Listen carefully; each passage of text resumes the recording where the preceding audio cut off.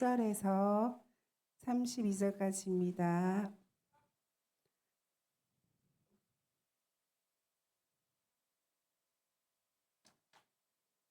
한 절씩 교독하시겠습니다. 또 이르시되 어떤 사람이 두 아들이 있는데 제가 아버지에게 말하되 아버지여, 아버지여 재산 중에서 내가 내게 돌아올 분깃을 내게 주소서 하는지라. 아버지가 그 살림을 각각 나눠 주었더니 그 후 며칠이 안 되어 둘째 아들이 재물을 다 모아 가지고 먼 나라에 가 거기서 허랑방탕하여 그 재산을 낭비하더니 다 없앤 후 그 나라에 크게 흉년이 들어 그가 비로소 궁핍한지라. 가서 그 나라 백성 중 한 사람에게 붙여 사니 그가 그를 들로 보내어 돼지를 치게 하였는데 그가 돼지 먹는 쥐음 열매로 배를 채우고자 하되 주는 자가 없는지라. 이에 스스로 돌이켜 이르되 내 아버지에게는 양식이 풍족한 품꾼이 얼마나 많은가 나는 여기서 주려 죽는구나. 내가 일어나 아버지께 가서 이르기를 아버지, 내가 하늘과 아버지께 죄를 지었사오니 지금부터는 아버지의 아들이라 일컬음을 감당하지 못하겠나이다. 나를 품꾼의 하나로 보소서 하리라 하고 이에 일어나서 아버지께로 돌아가니라.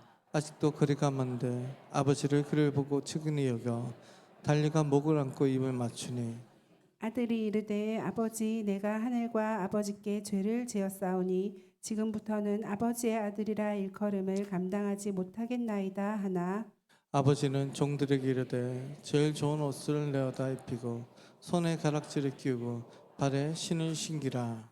그리고 살진 송아지를 끌어다가 잡으라 우리가 먹고 즐기자.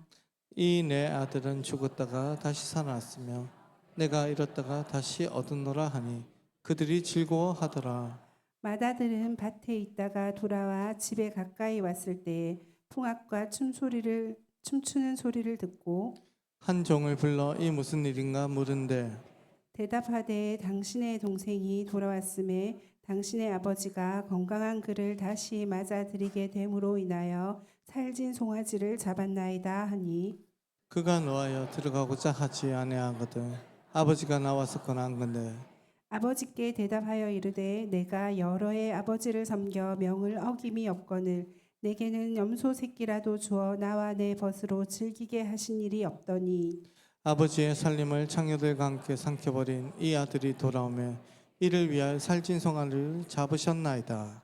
아버지가 이르되 예 너는 항상 나와 함께 있으니 내 것이 다 네 것이로되 이 내 동생은 죽었다가 살아났으며 살아났으며 내가 내가 잃었다가 잃었다가 얻었기로 얻었기로 우리가 우리가 즐거워하고 즐거워하고 기뻐하는 기뻐하는 것이 것이 마땅하다 마땅하다 하니라. 하니라. 김종영 목사님 나오셔서 말씀 전해 주시겠습니다. 자, 안녕 친구들. 자, 제가 누군지 아시겠습니까? 제가 누구입니까? 예? 수염 아저씨. 자, 수염 아저씨 아니고 또 누구? 자, 목사님이라고 하는 친구들은 오늘 저는 김 목사님 아닙니다. 저를 싹 잊어버리고 자, 오늘 저는 누구인 것 같습니까? 예. 우리가 성경 읽었잖아요. 맞죠? 누구인 것 같습니까? 이로마? 할아버지. 자, 거의 비슷했습니다. 자, 오늘은 아버지입니다. 아버지. 자, 제가 누구라고요? 자, 아버지입니다. 저는 오늘 우리 본문의 말씀을 아버지의 입장으로 우리 친구들과 그리고 오늘 성도님들과 우리 함께 나눠보려고 합니다. 그래서 저희의 이야기를 한번 귀 기울여 들어주세요. 알겠습니까? 네. 제가 수염 때문에 발음이 좀 안 좋을 수도 있습니다. 자, 저에게는 두 아들이 있었습니다. 저는 두 아들과 함께 잘 살고 있었죠. 그런데 어느 날 둘째 아들이 저에게 와서 자기의 몫을 미리 달라고 이야기합니다. 아버지, 저에게 주실 재산을 미리 좀 주시죠. 저는 이 말이 제 마음을 찢어 놓았습니다. 왜냐하면 제가 살던 유대 사회에서는 아버지가 죽어야 아들이 재산을 얻을 수 있기 때문입니다. 재산을 먼저 달라고 하는 이 아들의 말은 저를 향해서 아버지는 더 이상 살아있는 사람이 아닙니다. 아버지는 죽은 사람과도 같습니다. 라고 이야기하는 것과 마찬가지였죠. 그래도 어쩌겠습니까? 저희의 둘째 아들의 요구대로 저는 아들의 몫을 다 주었습니다. 유산을 받은 아들은 그 길로 집을 떠나버렸습니다. 아들은 자기 혼자 잘 살아보겠다고 저를 떠나버린 것이죠. 저는 아들이 떠나가는 뒷모습을 바라만 볼 수밖에 없었습니다. 혹시나 아들이 발걸음을 돌이켜서 다시 돌아오지는 않을까? 저는 헛된 기대를 품고서 아들이 떠나가는 뒷모습을 바라만 보아야 했습니다. 그렇게 멀어지는 아들을 저는 떠나보내야만 했습니다. 아들이 떠나가고 나자 제 마음은 텅 빈 것 같았습니다. 저는 그때부터 잠을 제대로 잘 수가 없었습니다. 내 아들이 혹시 굶고 다니는 것은 아닐까? 내 아들이 혹시나 불량배들에게 괴롭힘을 당하지는 않을까? 또 내가 잠들었을 때에 내 아들이 왔다 가지는 않을까? 나는 아들이 너무 그립고 보고 싶은 마음 때문에 저는 잠을 이룰 수가 없었습니다. 그래서 저는 언제 돌아올지 모르는 아들을 매일매일 기다리면서 하루 종일 대문 밖에 서 있는 것이 저희의 하루의 일과였습니다. 그렇게 하루 이틀 제가 얼마나 기다렸을까요? 어느 날 제가 대문 밖에 서 있는데 저 멀리서 누군가가 다가오는 게 보였습니다. 멀리서 봐도 제가 사랑하는 둘째 아들이었습니다. 저는 아들을 보자마자 너무 기뻐서 달려가서 아들을 꼭 껴안고 입술을 맞추어 주었습니다. 제 체면 따위가 중요하지 않았습니다. 그리고 아들에게서 더러운 냄새가 나고 망신창이가 된 아들이지만 저는 아들이 살아 돌아온 것만으로도 저에게는 너무 기쁜 사실이었습니다. 그런데 제가 아들을 품에 꼭 안아주자 아들은 저에게 이렇게 흐느끼면서 저에게 말하더군요. 아버지, 저는 아들 자격이 없습니다. 그냥 저를 이 집의 종으로 사용해 주세요. 우리 아들이 지난날의 잘못을 뼈저리게 후회하는 것 같았습니다. 그러나 나는 아들이 돌아온 것만으로도 기뻤습니다. 그래서 저는 종들에게 외쳤습니다. 이보시오, 가장 좋은 옷으로 나의 아들을 입히고 반지를 끼우고 신을 진겨주시오. 그리고 잃었던 내 아들을 다시 찾았으니 우리 살찐 송아지를 잡아서 함께 잔치를 벌입시다. 그렇게 해서 우리는 살찐 송아지를 잡아서 축제를 벌이게 되었습니다. 우리 친구들, 누군가는 아버지인 저에게 이렇게 물을 것입니다. 이보시오, 당신을 죽인 사람 취급한 아들을 왜 용서해 주십니까? 당신의 집안을 욕되게 한 아들을 왜 용서해 주십니까? 이보시오, 당신을 떠나간 아들을 왜 받아 주십니까? 그러나 저는 이유는 단 한 가지였습니다. 바로 그 이유는 그가 사랑하는 나의 아들이었기 때문입니다. 나는 그 둘째 아들을 너무 사랑해서 그가 어떠한 죄를 짓고 나에게 나아오든지 나는 그를 사랑으로 보듬고 안아 주었습니다. 이것이 오늘 저희의 이야기입니다. 우리 친구들, 이 아버지는 바로 누구일까요? 하나님. 자, 이 아버지는 누구일까요? 자, 얘들아, 너무 낯설어서 뭐 대답이 잘 안 나와? 자, 이제는 김 목사님이다. 자, 얘들아. 자, 목사님이 연기한 이 아버지는 누구일까요? 예, 바로 하나님 아버지입니다. 우리는 돌아온 탕자 이야기를 통해서 하나님의 사랑이 어떤 모습인지를 우리가 알 수 있어요. 첫째로 하나님의 사랑은 어떤 모습인가 하면 끝까지 기다려주시는 사랑입니다. 집을 나간 둘째 아들이 재산을 낭비하고 허랑방탕하게 살았습니다.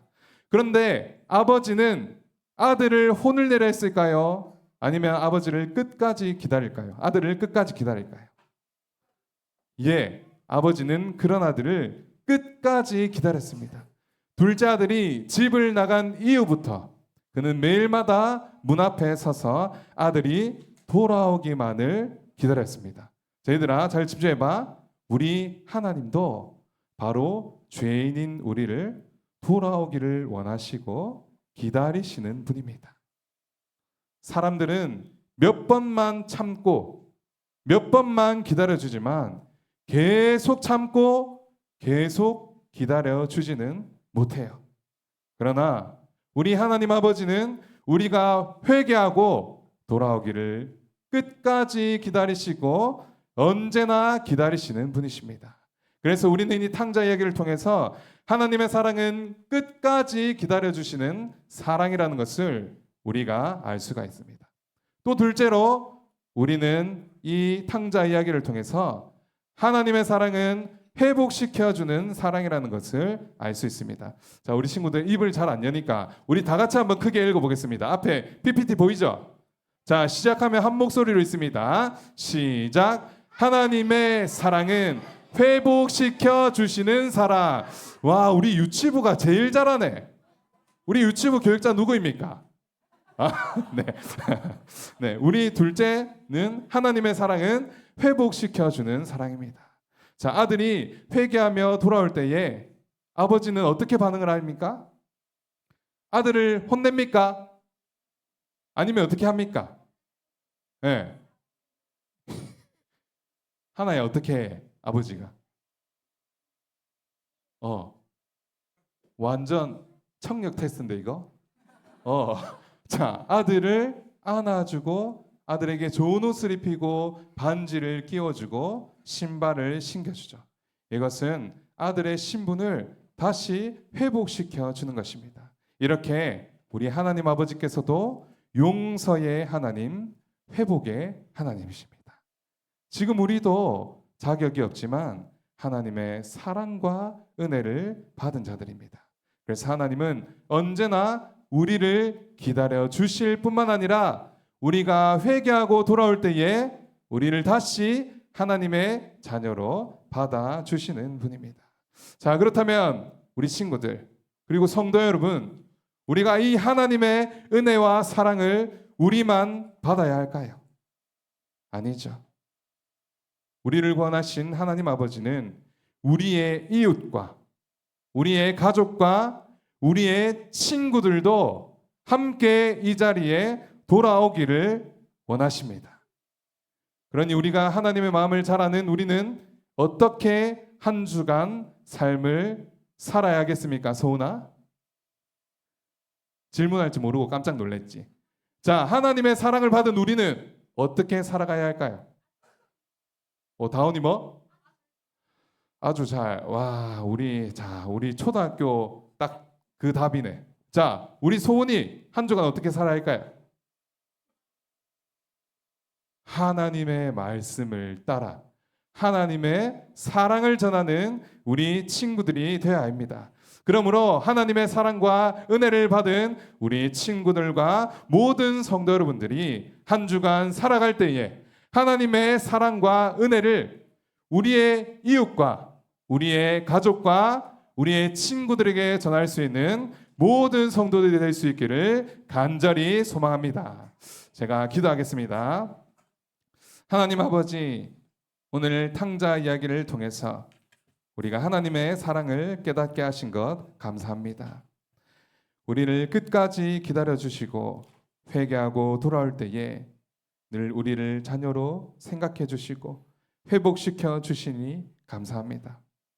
주님, 혹시 하나님을 떠나 있는 자들이 있다면 빨리 하나님 품으로 돌아오게 하시고 하나님의 사랑을 친구들에게, 이웃에게, 가족에게도 전하는 친구들, 그리고 우리 성도들이 다 되게 하여 주옵소서.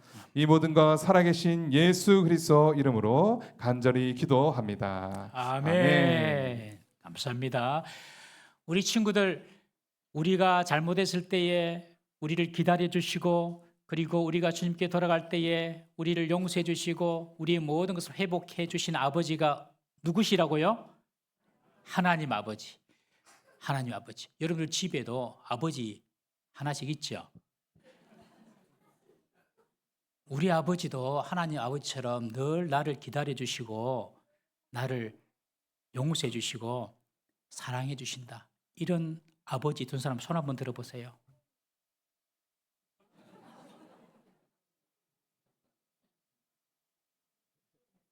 임태순 목사님 뭐합니까? 우리 친구들 잘 들으세요. 한번 따라합시다. 우리 집에 있는 아버지는 하늘에 계신 하나님 아버지가 아니다. 여러분들 집에 있는 아버지 생각에서 하나님 아버지 생각하면 안 돼요. 여러분들 집에 있는 아버지도 하나님을 향해서 뭐라고 부르는 줄 아세요? 하나님 아버지. 내가 하나님을 아버지라 부르면 우리 아버지가 하나님을 아버지라 부르면 나는 우리 하나님을 하나님 할아버지 불러야 되잖아. 그렇지? 근데 다 똑같아. 너가 아버지나 너거나 다 똑같아. 다 하나님의 자녀라. 그러니 한번 따라해요. 우리 친구들. 집에 있는 아버지 기대하지 말고 하늘에 계신 하나님 아버지만 기대합시다. 진짜예요. 네, 진짜예요. 그러니 우리 친구들 이 하늘에 계신 하나님 아버지 늘 사랑하고 그 하나님 아버지를 전하는 우리 친구 되기를 주님의 이름으로 축복합니다. 우리 이 시간에 우리 자녀들 위해서 한번 기도하겠으면 좋겠습니다. 우리 자녀들 그리고 우리 다음 세대를 위해서 기도하십시오. 하나님 이 아이들이 하나님을 떠나지 말게 해주십시오.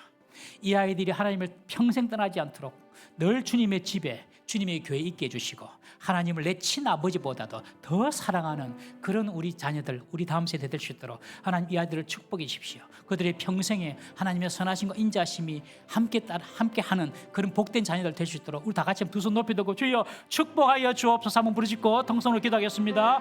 주여 축복하여 주시옵소서. 주여 우리의 자녀들을 축복하여 주옵소서. 주님께서 이들을 기억하여 주시옵소서. 평생에 하나님의 선하심과 인자심이 함께하여 주시옵소서. 주님의 품을 떠나지 않게 하여 주시옵소서. 늘 주님의 품에서 늘 주님의 교회에서 주님의 집에서 말씀으로 잘 양육받아서 하나님의 나라와 영광을 위하여 귀하게 쓰임받을 수 있는 우리의 자녀들 다 되게 하여 주시옵소서. 하나님 이들의 평생의 주 예수님과 인자심이 함께 하여 주시옵시고 아버지의 믿음을 버리고 아버지 세상으로 나가는 자가 하나도 없도록 아버지 도와주시고 홍나가 지고 있으면 다 죽여 돌아와서 주님의 기다리시고 회복시켜 주시는 사랑을 경험하는 우리 자녀들 다 되게 하여 주시옵소서. 아버지 어릴 때부터 말씀으로 잘 양육받아서 아버지 다윗처럼 다니엘처럼 에스더처럼 아버지의 쓰임받을 수 있는 요셉처럼 쓰임받을 수 있는 우리 자녀들 되게 하시고 이 세상의 머리가 되게 하시고 뿌리가 되지 않도록 도와주시옵소서. 평생의 주의 선하시고 자심이 함께하는 우리 자녀들 다 되게 하여 주시옵소서. 주여 우리 자녀들을 축복하여 주시옵소서. 주여 우리 자녀들을 지켜주시옵소서. 주여 우리 자녀와 함께하여 주옵소서. 도와주시옵소서. 하나님 아버지 오늘 우리 사랑하는 자녀들 우리 다음 세대와 함께 예배하게 하심을 감사를 드립니다. 하나님 아버지 우리가 부모로서 우리 자녀들에게 하나님의 사랑을 보여주지 못한 것을 용서하여 주시옵소서.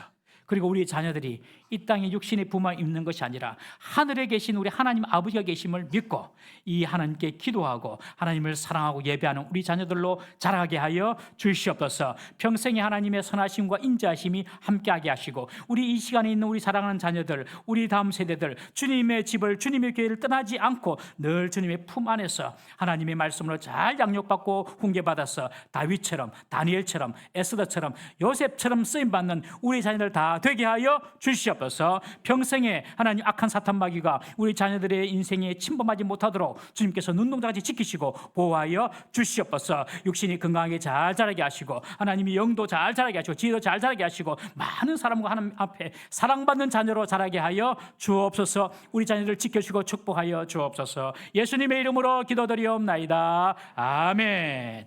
우리 이 시간에 우리 자녀들을 위해서 박수로 한번 축복하겠습니다. 예. 그리고 축복성 우리 부르겠습니다. 축복성 부를 때에 우리 다음 주에 일어나서 여러분 다 내려가셔서 부서에서 또 이 행사 진행하시면 되겠습니다. 예. 우리 손 펴고 축복합니다. 너는 일어나셔서 가시면 됩니다. 담장 너머로 뻗은 나무 가지에 푸른 열매처럼 하나님의 귀한 축복이 삶에 가득히 넘쳐날 거야. 너는 어떤 시련이 와도 능히 이겨낼 강한 발이 있어. 전능하신 하나님께서 너와 언제나 함께 하시니. 너는 하나님의 사랑, 아름다운 하나님의 사랑. 나는 널 위해 기도하며 내 길을 축복할 거야. 너는 하나님의 선물, 사랑스러운 하나님의 열매, 주의 품에 꽃 피운 나무가 되어줘. 박수로 우리 자녀를 축복하겠습니다. 네. 우리가 드린 이 찬송처럼 늘 우리 자녀를 위해서 기도하시기를 주의 이름으로 축복합니다. 우리 찬양대 하나님께 찬양 올립니다.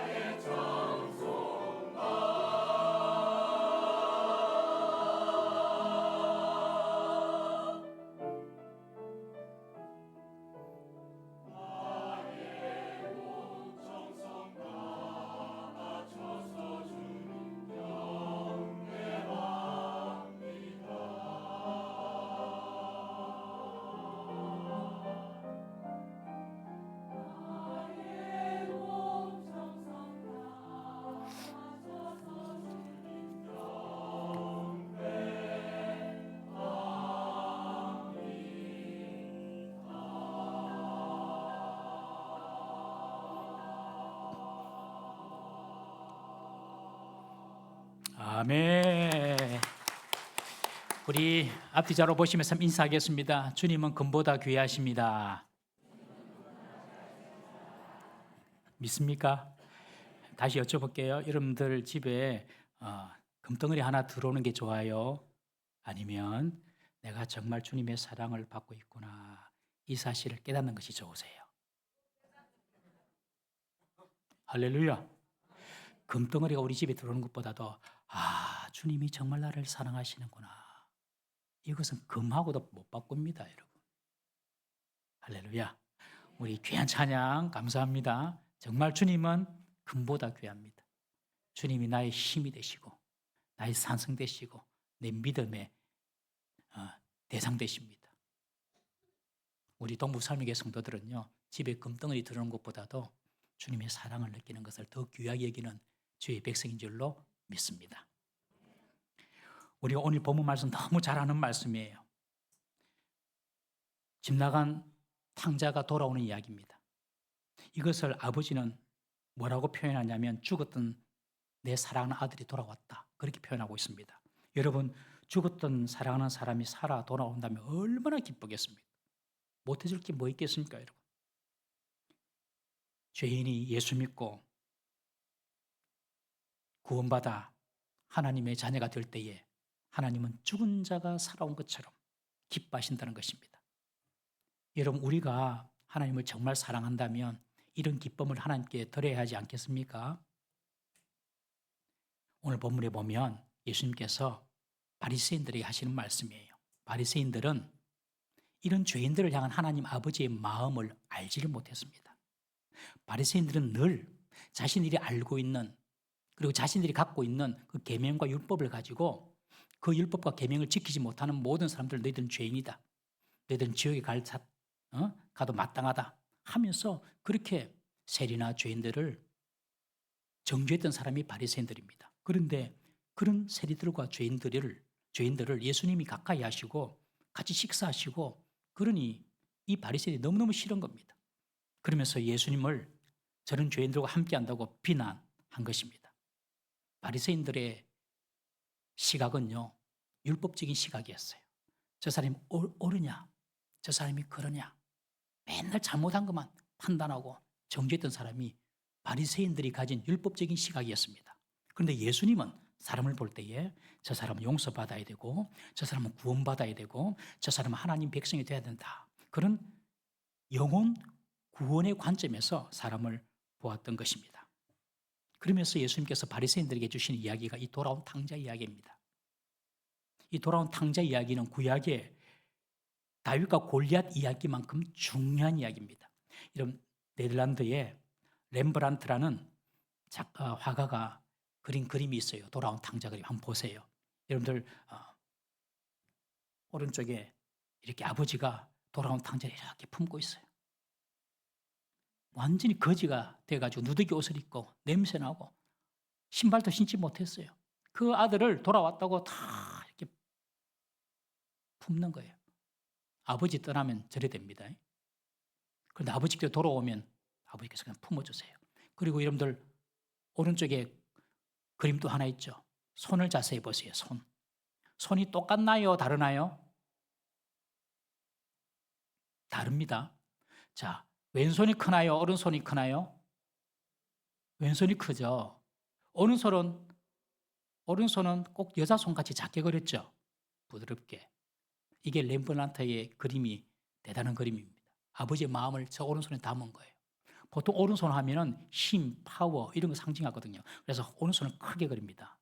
근데 왼손을 여자 손처럼 작게, 가냘프게, 따뜻하게 그렸어요. 그것은 하나님께서 당신에게 돌아온 어떤 사람이든지 용서해 주시고 포용해 주시고 수용해 주신다는 그런 모성적인 사랑을 가진 그런 하나님의 마음을 저 오른손에 담은 것입니다. 한 부잣집에 두 아들이 있었습니다. 큰 아들과 작은 아들이 있었어요. 그런데 어느 하루 둘째 아들이 아버지에게 자기 몫으로 돌아올 유산을 달라는 거예요. 이것은 당시 유대의 상속법을 무시한 아주 망덕하고 정말 무례한 그런 요구였습니다. 살아있는 아버지에게 유산을 달라고 하는 것은 그 아버지가 죽기를 바라는 마음 아닙니까? 도저히 당시 문화는 이런 행위를 용납할 수가 없습니다. 구약에서는 이런 자녀는 돌로 쳐 죽입니다. 마치 자기 것을 맡겨놓은 양 당당하게 아버지 돌아가시면 내게 올 유산을 내게 미리 주세요.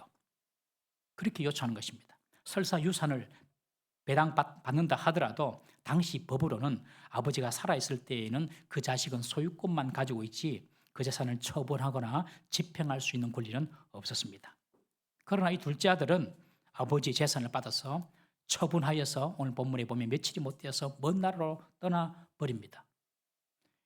당시는 재산을 뭐 지금 현금처럼 주는 것이 아니라 이렇게 토지나 뭐 이런 거 줬잖아요. 그러니 그것을 금매해가지고 팔아 처분한 겁니다. 돈을 가지고 이 아들이 먼 나라로 간 겁니다. 거기서 허랑방탕하며 재산을 다 탕진하고 맙니다. 이 둘째 아들은 하나님을 떠난 죄인의 모습을 보여줍니다. 여러분, 본래 인간은 하나님을 의존하도록 지음을 받았습니다. 하나님의 형상대로 지음받은 인간은 하나님 안에서 하나님께 순종하며 살아갈 때에 가장 복되고 영광스럽게 살 수가 있습니다. 그런데 인간이 하나님을 떠나버렸어요. 뭔가 자기 수중에 있으면 사람을 떠납니다. 이 둘째 아들이 아버지의 그 재산을 받으니 돈이 주어졌어요. 돈이 주어지니까 힘이 주어지죠. 그리고 나름대로 살아갈 그런 인생 계획이 생긴 것입니다. 야, 이 돈 가지고 먼 나라 가서 내가 큰 사업을 해야지. 내 마음대로 한번 살아봐야지. 그리고 집을 떠난 것입니다. 눈에 안 보이는 하나님 의지하는 것보다도 내 손에 잡히는 돈, 물질, 힘을 더 의지한 것입니다. 여러분, 사람은요, 살만해지면 하나님 아버지 떠나기가 쉽습니다. 옛날에 60년도, 70년도, 80년도까지만 해도 교회는요, 이런 말이 있었어요. 그냥 교회당만 지어놓으면 사람들 몰려온다 그랬어요. 실제로 그때는 부흥의 시대였습니다. 이제 90년대, 2000년대 지금 와가지고 얼마나 먹고 살기가 편한 시대 됐습니까, 여러분? 새끼 못 먹는 사람이 대부분 거의 없어요. 거의 대부분 다 잘 먹고 살아요. 기도 안 해도요, 먹고 살 수 있고요. 기도 안 해도요, 몸이 아파도 병원 가면 고칠 병은 다 고치는 것입니다, 여러분. 그러니 기도할 필요가 없어요. 하나님 찾을 필요가 없어요. 사람은요, 뭔가 얻고 뭔가 힘이 생기고 뭔가 내 수중에 들어오면요, 하나님을 잊어버리고 자기 마음대로 하고 싶은 생각을 합니다. 그것이 인간입니다. 그러나 하나님을 떠나면 그 인간은 반드시 죄악과 절망과 고통 속에 빠지게 됩니다. 내 힘으로 살 수 있다고 생각할 때에 찾아오는 것은요, 다른 것이 아닙니다. 절망, 슬픔, 좌절, 우울밖에 없어요.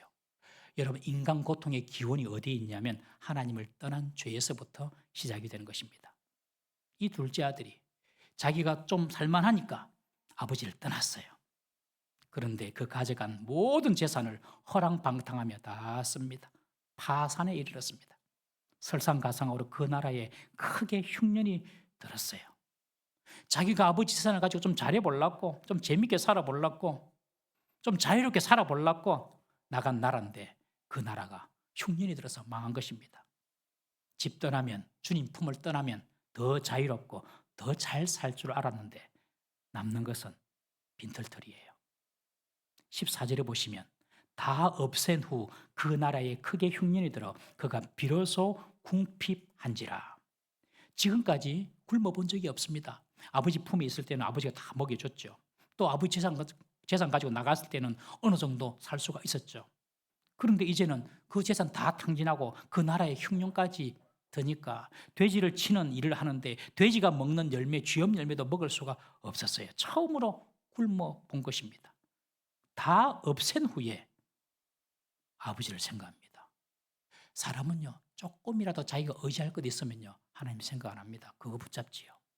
다 없애고 이제 아버지를 생각합니다. 우리 아버지 집에 가면 품꾼들도 종들도 하인들도 배불리 먹는데 나는 이게 뭐고. 여러분, 잃기 전에 하나님 아버지께로 돌아와야 할 줄로 믿습니다. 더 뺏기기 전에 돌아와야 됩니다. 지금 조금 남아있으면 그거 붙잡고요, 하나님께 와야 돼요. 그걸 의지하면 안 됩니다, 여러분. 다 이런 후에 주님께로 올라옵니까, 여러분? 건강 잃고 재산 잃고 젊음 잃고 다 딱 읽고 그냥 아버지 이제 천부여 의지 없어서 손 들고 옵니다. 예, 그것도 감사하죠, 여러분.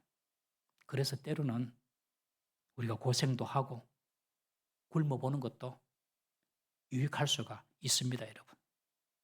건강도 잃어봐야지 건강의 소중함을 알고, 사람도 잃어봐야지 있을 때 잘해야 되겠구나 생각도 하고, 눈물의 빵도 먹어봐야지 인생의 의미를 아는 것입니다. 고생이요 나쁜 것만은 아닙니다. 우리 젊은이들 젊어서 실패하고 시련하는 것도 괜찮습니다. 하나도 문제될 거 없습니다. 그 실패를 통하여서 삶의 지혜를 깨닫고, 그 실패를 통하여서 나의 죄를 깨닫고 회개하면요, 그 고난은 복이 되는 것입니다. 여러분, 고난이 자신을 돌아보게 하고 회개를 부른다면 그 고난은요, 더 큰 축복으로 오는 하나님의 놀라운 역사인 줄 믿으시기를 바랍니다. 회개를 부르는 고난은요, 축복을 부르는 것입니다. 여러분, 뭔가 생기고 뭔가 잘 될 때에도 하나님 떠나지 말기를 바랍니다. 더 하나님께 꼭 붙어 있어야 돼요. 그 세상 것 의지하지 마세요. 더 하나님을 바라봐야 돼요. 집 나간 아들이 가진 돈 다 떨어지고 굶주려 죽게 된 상황에서 아버지를 생각한 겁니다, 여러분. 아버지 집에 모든 것이 풍족하게 있고, 그리고 그 품꾼들도 먹고 사는데 나는 굶어 죽게 되었다. 돌아보면서 자신을 어리석고 후회한 모든 것들을 다 회개합니다. 여러분, 둘째 아들은 그가 한 행동을 뉘우치고 아버지의 집으로 돌아가기로 결심합니다. 그리고 이렇게 아버지께 말하기를 생각합니다. 내가 하늘과 아버지께 죄를 지었습니다. 지금부터는 아버지의 아들이라 일컬음 감당치 못하겠으니 아버지, 나를 품꾼의 하나로 종으로 그냥 하나 써주세요. 그렇게 말할 것을 준비하고 지금 돌아갑니다. 여러분, 둘째 아들이 굶어 죽어가는 처지에서 아버지 품으로 돌아갈 것을 결정한 것은 정말 잘한 결정이었습니다. 아버지를 생각했다는 것은 바로 그가 살 수 있는 길을 찾았다는 것입니다. 여러분, 인생의 위기나 고난을 맞을 때에 무엇을 생각하느냐가 너무 중요합니다. 아이, 이래 살 바에는 소망이 없다, 확 죽어버리자, 뭐 그런 생각을 한다든지, 내가 이렇게 된 것은 누구 탓이야, 누구 탓 때문이야, 환경만 바라보고 나를 힘들게 한 사람만 생각한다든지, 그러면요 답이 없고 파괴적입니다. 어리석은 생각입니다. 그러나 그때에 하나님을 생각하고 내가 하나님께로 돌아가야 되겠다, 하나님께로 돌이키면 소망이 있고 살 길이 열리는 것입니다. 둘째 아들은 아버지께로 돌아갈 것을 생각하고 행동에 옮깁니다. 20절에 보니까 일어나서. 여러분, 생각만 해서는 아무것도 이룰 수 없습니다. 여러분, 바보는 늘 생각만 합니다. 여러분, 그러나 일을 이루는 사람은요 행동하는 것입니다. 여러분, 오늘 예배 나오신 것도 몸을 움직여서 행동하신 거잖아요. 봉사하고 섬기는 것도 행동하는 거예요. 생각만 한다고 됩니까? 내가 기도해야지 생각해가지고 아무 소용없어요. 기도의 자리에 나아가야 하는 것입니다. 여러분, 이 둘째 아들이 잘한 것은 아버지께로 돌아가야 되겠다, 고난 중에 생각을 한 것도 잘한 것이고, 그것으로 머문 것이 아니라 일어나서 아버지께로 돌아가는 것입니다. 누더기 옷을 입고 얼마나 쪽팔리고 부끄럽겠어요. 그러나 돌아가는 것입니다. 주께로 돌아가면 살 길이 열리는 것입니다. 여러분, 왜 자꾸 내 인생은 막히냐, 왜 자꾸 내가 뭐 하던 일이 안 되냐, 아버지께로 돌아가야 돼요. 아버지 하나님 없이 뭔가 하려고 하면 전부 다 안 됩니다. 하나님 백성은. 둘째 아들은 아버지께로 돌아갈 것을 생각하고 행동에 옮깁니다. 그런데 아직 아버지 집이 나타나기는 거리가 아주 멀어요. 집으로 돌아오는 이 아들을 누가 먼저 보냐면 동구밭에 나와 있는 아버지가 먼저 봅니다. 이 아버지는 둘째 아들이 집 나간 후에 이 아들이 어떻게 되는지 얼마나 걱정했겠습니까? 하루도 마음 편하게 지내지 못하고 집 밖 동구밭까지 나와가지고 내 아들이 언제나 돌아오나 기다리고 있었던 것이죠. 그런데 저기 보니까 그냥 거지 같은 몰골을 한 인간이 하나 오는 거예요. 그러나 딱 압니다. 얼굴 안 봐도 압니다. 아들은 그냥 몸만 보면, 걸음걸이만 봐도 부모는 자식 압니다. 많은 아이들이 있다 하더라도 이런 우리 부모 자녀들 키워보셨잖아요. 자기 자식은 딱 보면 알지 않습니까, 여러분? 얼굴 멀리서 얼굴 보입니까? 아직까지 거리가 먼데. 그런데 터덜터덜 걸어오는 모습이 내 아들인 거예요. 그러니 이 아버지가 그냥 적시로 달려나갑니다. 달려나가서 아들의 목을 끌어안고 입을 맞춥니다. 여기 보면 달려갔다. 이 헬라어가 트레코라는 말인데 여기서 트랙이라는 영어가 나왔습니다. 길 이런 뜻이잖아요. 길 혹은 동사로는 추격하다 그런 뜻이거든요. 여러분 경기장에서 육상 선수가 진력해서 전력으로 달리는 것이 바로 이 트레코입니다. 여러분 그 당시 어른들의 모습을 생각해 보세요. 우리 조선 시대만 해도 어른들은 뛰어다니면 안 돼요. 그냥 팔짱을 하면서 이렇게 다녀야지. 근데 이 당시에 어른들이 뛰어다닌다. 그건 웃기는 거예요. 그러나 아버지는 그런 거 신경 쓰지 않아요. 그냥 내 아들이다 싶으니까 그냥 달려가는 거예요. 이 육상 선수가 달리듯이 달려가는 거예요. 왜요? 동네에서 다른 주민이 내 아들을 발견하면 내 아들 돌에 맞아 죽을 수도 있어요. 네 같은 것이 아버지 재산 가지고 나와가지고 다 망해서 왔냐고 돌 맞아 죽을 수도 있다니까요. 그러니까 그 아들을 지키려고 그냥 전력 질주해서 이 늙은 아버지가 달려가서 품습니다. 아들은 아버지를 떠나서 지금 돌아오지만 사실 아버지는 언제나 아들과 함께 있었습니다. 이 아버지는 언제나 그 자리에 있었습니다. 아들이 돌아오기만을 기다리고 있었어요. 아들은 아버지 떠난 것 같았는데 아버지는 항상 그 자리에서 아들을 기다리고 있었던 것입니다. 아버지가 떠난 적이 없어요. 꼭 이런 사람이 있습니다. 하나님 어디 있어요? 하나님 안 보이는데요. 하나님 보여주시면 내가 믿을게요. 이런 분이 있더라니까요. 자기 눈이 더러워진 것은 모르고 내 눈이 감긴 것은 모르고 하나님 보여달래요. 하나님 보여달래요. 히랍에 어떤 소경 장님이 있었는데 맨날 걸어가니까 사람들이 부딪히니까 안 되겠다. 내가 소경인 것을 알리기 위하여서 등불 하나 켜고 다녀야 되겠다. 그러니 이 소경이 밤에도 낮에도 등불을 들고 다닙니다. 사람들이 이 보니까 낮에도 등불 달리고 오거든요. 뭐고 소경이구나. 자기 피해가라고 그렇게 등불 달리는구나. 알았어요. 그런데 어느 날 또 이 소경이 등불을 들고 가는데 또 사람들이 쫙쫙 부딪히는 거예요. 그러니까 소경이 버럭 화를 내면서 여보시오, 내가 소경인데 내보라고 등불 들고 다니는데 그것도 못 봐요. 그러니까 지나가는 사람이 한마디 합니다. 여보시오, 당신 등불 꺼진 지 이미 오래요. 내 등불 꺼진지도 모르고 내 눈이 감긴지도 모르고 하나님 보여주면 믿겠다. 어리석은 사람입니다. 어느 날 수도사가 자기 스승에게 그런 말을 합니다. 스승님, 하나님이 안 보입니다. 스승이 말합니다. 네 옆에 계시지 않냐? 다시 수도사가 스승에게 묻습니다. 없는데 예. 그러니 수도사에게 그 스승이 말합니다. 왜 술 취한 사람이 자기 집도 제대로 못 찾고 사람도 못 알아보는 줄 아느냐? 술에 취해서 그렇다. 하나님을 만나려면 취하면 안 된다.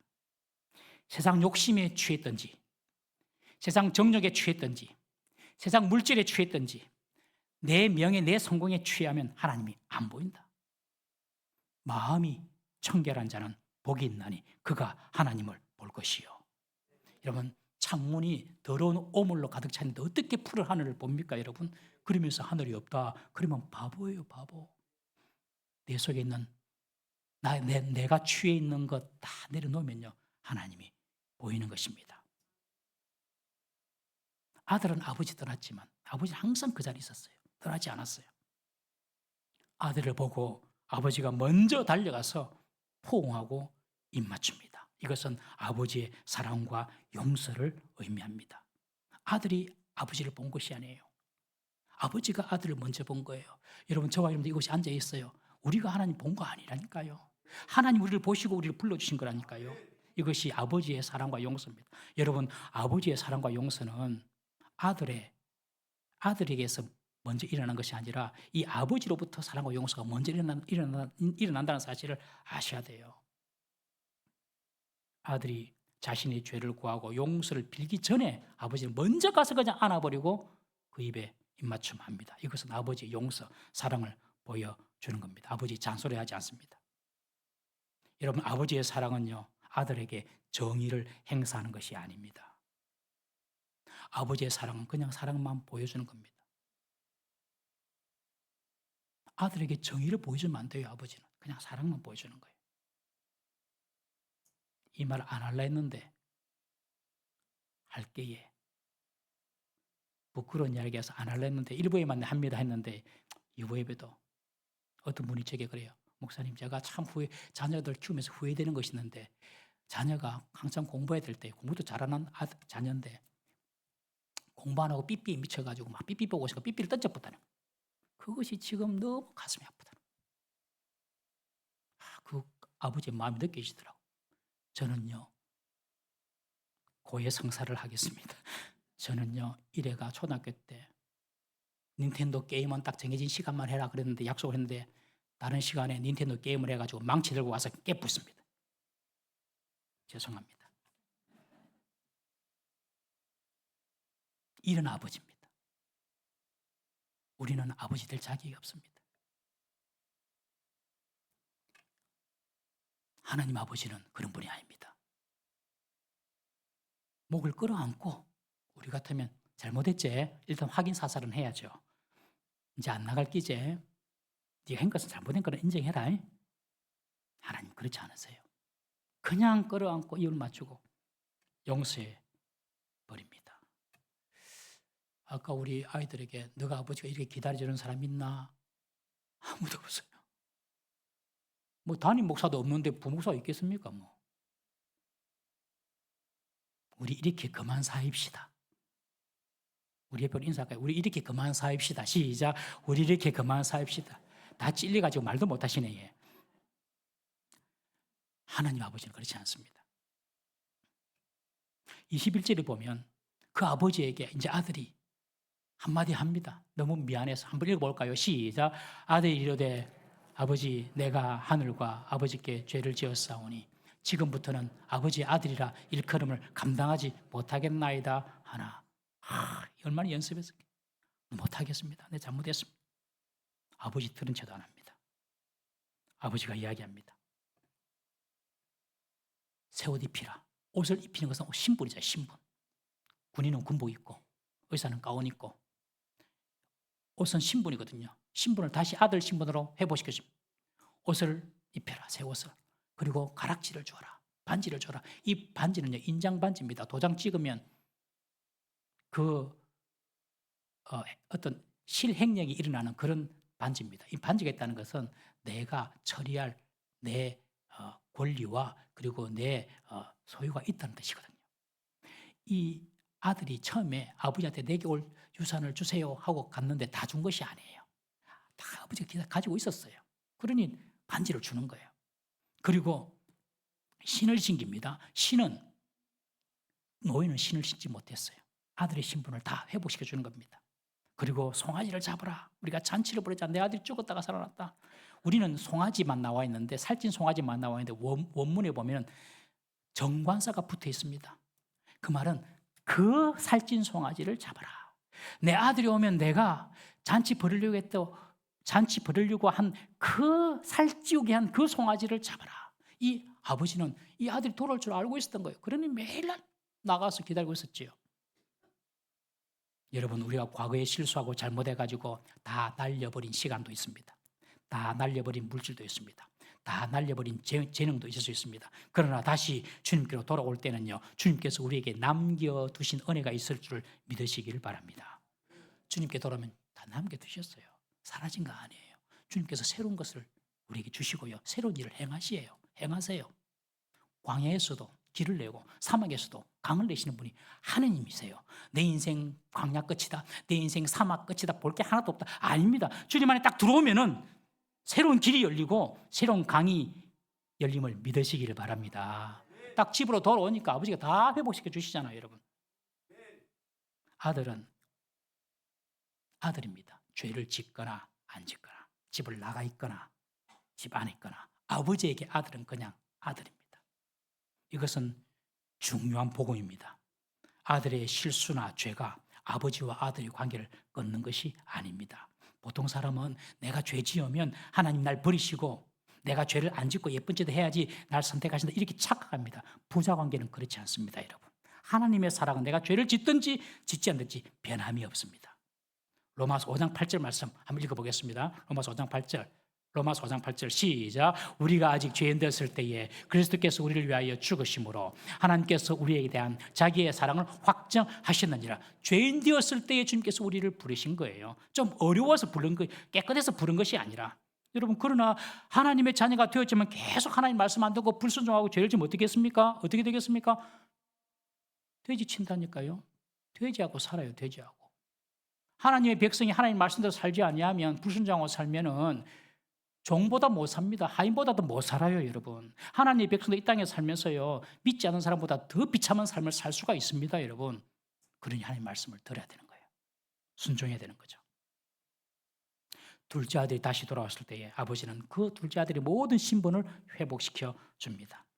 그런데 아무도 딴지 안 그런데 한 사람만 이 기쁨에서 소외된 사람이 있었어요. 바로 맏아들입니다. 밭에서 돌아와서 풍악소리를 나니까 무슨 일이고 종이 이야기합니다. 동생분이 가셨다가 살아 돌아오니까 아버지가 너무 기뻐서 잔치를 벌입니다. 큰아들이 화가 난 것입니다. 나는 열심히 일했는데 저 동생은 아버지 재산 다 탕진했는데 저 동생이는 살찐 송아지 잡아주고 나한테는 염소 새끼 한 마리도 안 주네. 화가 났습니다. 여러분, 사실요, 12절을 보십시오. 아버지가 그 둘째 동생에게만 재산 주는 것이 아니라 12절을 보면 각각 주셨어요. 큰아들에게도 줬다는 말이에요. 믿음이 없으니까 율법적인 사고만 갖고 있으니까 아버지가 나한테 준 것이 뭔지도 모르는 거예요. 율법적인 사고가 무엇입니까? 내가 이만큼 했으니 이만큼 주는 거 아닙니까, 여러분? 그 율법적인 사고거든요. 하나님 아버지 다 주셨는데, 그리고 율법적인 사고가 있으니까는 달라고 말도 못하는 거, 염소 새끼 한 마리도 안 줬다. 그렇게 말하고 있습니다, 여러분. 이게 바로 바리새인들을 상징합니다, 큰아들이. 이 큰아들은 아버지의 마음은 전혀 이해하지 못했습니다. 큰아들은 한 번도 아버지의 명을 어긴 적이 없다. 내가 속썩인 적도 없다. 29절에 보면 내가 아버지를 섬겼다. 이 섬겼다는 표현이 종이 주인을 섬겼다는 표현이거든요. 이 둘리오라는 헬라어인데, 둘리오, 이 말은 둘로서 종이라는 뜻입니다. 내가 종처럼 일했다. 그런데 하나님 아버지는 종처럼 일하는 아들을 원하시는 것이 아니라 아버지 마음을 이해해주는 아들을 원한 것 아닙니까? 작은 아들이 죽었다가 돌아왔는데, 죽었다가 돌아온 사람처럼 이렇게 생각하는 것이 아버지 마음인데, 이 큰 아들은 전혀 거기에 대한 아버지에 대한 마음에 대한 이해도 없고, 그냥 둘째 동생은요, 그냥 죽어마땅한 사람이에요. 자기 동생에게도 말하지 않습니다. 뭐라고 이야기합니까, 여러분? 자기 동생 이야기하지 않고 그냥 이 아들, 창규와 함께 제사를 먹어본 이 아들, 자기 동생 취급도 안 합니다. 이 큰 아들은 하나님 아버지의 마음을 조금이라도 이해할 생각 못하고 그냥 종처럼 내가 열심히 일하면 아버지께서 내게 뭔가 주시겠지, 이렇게 생각한 아들이 큰 아들입니다. 아버지 마음을 이해하지 못했어요. 여러분, 하나님은요, 지금 내가 판단하고 내가 정죄하는 대상이 이런 영혼으로 우리가 봐주기를 기대하고 바라고 있다는 사실을 꼭 기억하십시오. 내가 판단하고 내가 정죄하는 그 인간이, 그 상대가 다시 돌아와야 될 죽은 영혼이다. 그렇게 주님은 봐주시기를 원하시는 것입니다. 그것을 아는 것이 하나님 아버지의 마음을 아는 것입니다. 여러분, 우리가 주님께 열심히 하는 것보다도 주님의 마음이 어디에 있는지를 아는 것이 더 중요합니다, 여러분. 마음을 먼저 알아야죠, 마음을. 옛날에 그 유명한 이야기가 있지 않습니까, 여러분? 그 시골에 할아버지, 할머니가 나와가지고 이신전심으로 낱말 퀴즈 맞추는 내용인데, 두 할아버지, 할머니 나왔는데 그때 맞춰야 될 낱말이 천생연분인데, 할아버지가 할머니한테 자랑하면서 여보, 우리와 같은 부부를 뭐라지? 할머니 하는 말이 왼수. 그러니까 아니, 두 자 말고 네 자, 평생 왼수. 이 마음이 안 맞아가지고 마음을 몰라요, 마음을. 여러분, 하나님께 열심히 하는 거 중요합니다. 노력해야죠. 그러나 그 전에 더 중요한 것이 하나님 마음을 알아주는 것입니다. 이게 진짜 효자입니다. 우리 하나님은요, 사람들을 볼 때에 판단하고 정죄하라고 하지 않습니다. 그냥 불쌍히 여기라, 긍휼히 여기라, 주님 앞길로 돌아와야 될 그런 대상이다. 여러분, 그런 마음으로 주님께서는 봐주십니다. 여러분들 집에 신앙생활도 안 하는 왼수 같은 사람이 있죠, 그죠? 왼수로 보면 안 됩니다, 여러분. 하나님 마음으로 봐주셔야 됩니다, 여러분. 큰 아들은 행위로 구원받을 수 있다고 생각하고 스스로 의롭다고 생각하는 바리새인을 상징하고, 둘째 아들은 죄인이지만 하나님의 사랑을 기억하고 돌아온 죄인과 세리들을 상징합니다. 여러분, 큰 아들이든 작은 아들이든 모두 아버지 품으로 돌아와야 합니다. 여러분, 우리는 이 맏아들, 큰아들처럼 늘 스스로 의롭다고 생각하고 남을 판단하고 정죄하는 그런 사람은 아닙니까? 아니면 지금 아버지 집에 있어야 되는데 더 세상에 가까워가지고 세상 속에서 돼지나 치고 힘있게 살아가는 작은 아들 같은 모습은 없습니까, 여러분? 다 아버지께로 돌아와야 됩니다. 인생은 하나님 품에서 새롭게 시작하는 것입니다. 하나님 품을 떠나면 그거는 사는 인생이 아닙니다. 돼지 같은 인생이죠, 그거는. 돼지 같은 인생. 돼지 같은 인생은 배만 부르면 행복합니다. 그래서 이 둘째 아들이 돼지치는 것입니다. 우리는 돼지 같은 인생을 사는 사람이 아니라 위를 보고 하나님을 알고 하나님을 사랑하고 하나님을 예배하는 사는 하나님 백성인 줄 믿으시기를 바랍니다. 여러분, 우리 주위에 잃어버린 자가 있으면요, 이 하나님의 기쁨, 하나님 마음을 알고 담대히 복음을 전하십시다. 여러분, 복음 전가하는 것은 1년에 한두 번 있는 연례 행사가 아닙니다. 우리가 살아있는 모든 그 시간 동안에, 우리의 생명이 다하는 그 시간 동안에 하나님 아버지의 기쁨이 복음 전가하는 사역, 이것이 우리의 사명인 줄 믿으시기를 바랍니다. 이번에 4월 셋째 주일날 부활주일 오후에 우리가 가족전도 하잖아요. 이번에는 가족전도, 그리고 가을에는 또 VIP 전도 하잖아요, 여러분. 무슨 스트레스라도 다 올 수 있도록 지금부터 기도로 준비합시다. 마음 움직여달라고. 다 가족이 와서 구원받을 수 있도록. 그래야지 주님께서 얼마나 기뻐하시겠습니까? 그 기쁨에 우리가 동참하는 것입니다. 복음 전가하는 일에 모든 것을 걸고 순종하는 저와 여러분 되시기를 주의 이름으로 축복합니다. 기도하겠습니다. 우리 이 시간 한번 자신을 돌아보십시다. 우리는 내가 알고